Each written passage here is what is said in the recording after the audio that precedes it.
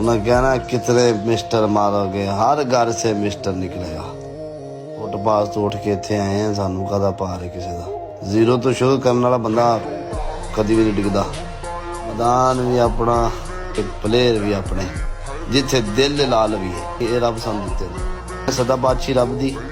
जो असीं अपने मूँह आखने कि रब ते बिलीव रखने वाला बंदा मरदा नहीं, ये टाइम ही रब ही लियांदा है। ठीक है, तो इस टाइम दे विच भी रब दा शुक्र अदा करो, क्योंकि अल्लाह दे हुक्म तो बगैर पता नहीं हिलदा। रब तेरा शुक्र है, शुक्र अल्हम्दुलिल्लाह।